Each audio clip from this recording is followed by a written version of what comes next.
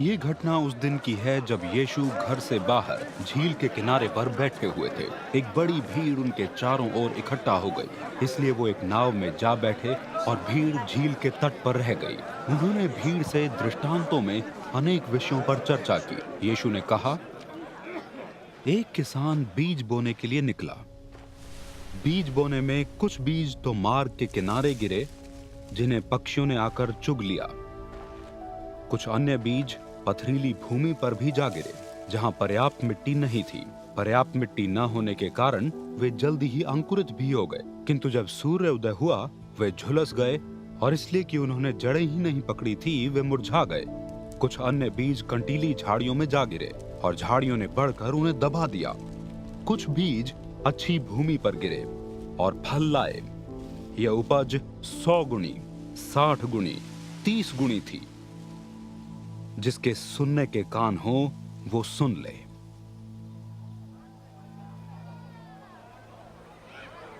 यीशु के शिष्यों ने उनके पास आकर उनसे प्रश्न किया, गुरुवर, आप लोगों को दृष्टांतों में ही शिक्षा क्यों देते हैं? उसके उत्तर में यीशु ने कहा, स्वर्ग राज्य के रहस्य जानने की क्षमता तुम्हें तो प्रदान की गई है, उन्हें नहीं।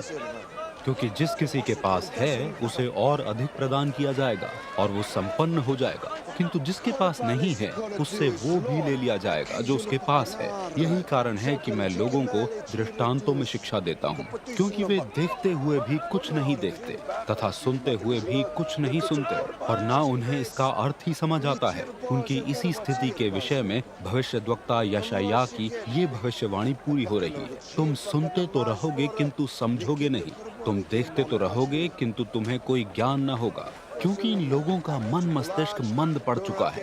वे अपने कानों से ऊंचा ही सुना करते हैं।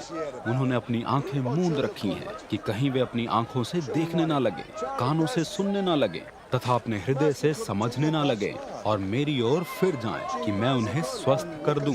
धन्य है तुम्हारी आंखें क्योंकि वे देखती हैं, और तुम्हारे कान क्योंकि वे सुनते हैं। मैं तुम पर एक सच प्रकट कर रहा हूँ, अनेक भविष्यद्वक्ता और धर्मी व्यक्ति वो देखने की कामना करते रहे जो तुम देख रहे हो, किंतु वे देख ना सके, तथा वे वो सुनने की कामना करते रहे जो तुम सुन रहे हो, किंतु सुन ना सके।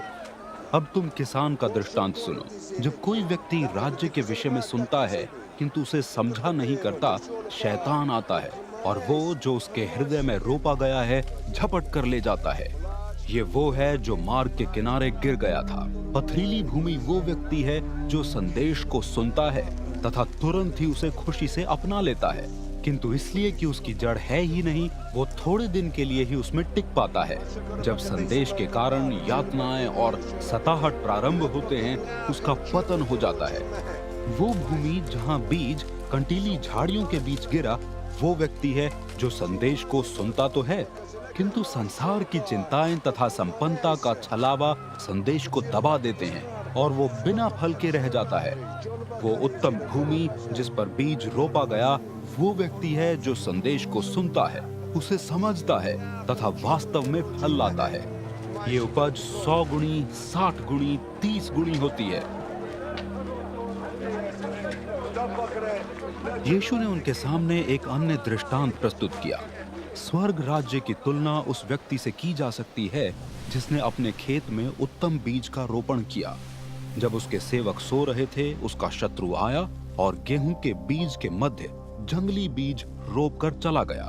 जब गेहूं के अंकुर फूटे और बालें आईं, तब जंगली बीज के पौधे भी दिखाई दिए।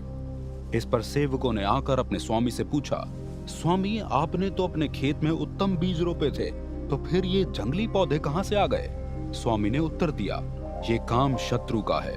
तब सेवकों ने उससे पूछा, क्या आप चाहते हैं कि हम इन्हें उखाड़ फेंकें? उस व्यक्ति ने उत्तर दिया, नहीं, ऐसा ना हो कि जंगली पौधे उखाड़ते हुए तुम गेहूं भी उखाड़ डालो। गेहूं तथा जंगली पौधों को कटनी तक साथ साथ बढ़ने दो।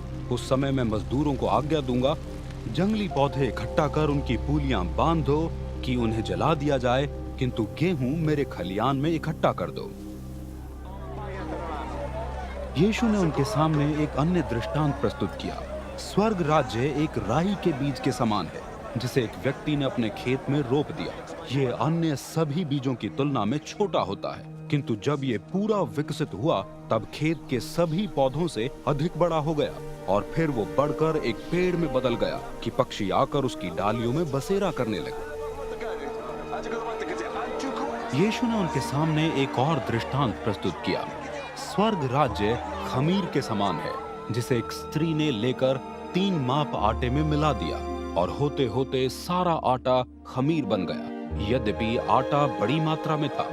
यीशु ने ये पूरी शिक्षाएं भीड़ को दृष्टांतों में दी। कोई भी शिक्षा ऐसी न थी जो दृष्टांत में ना दी गई कि भविष्यद्वक्ता द्वारा की गई ये भविष्यवाणी पूरी हो जाए। मैं दृष्टांतों में वार्तालाप करूंगा, मैं वो सब कहूंगा जो सृष्टि के आरंभ से गुप्त है।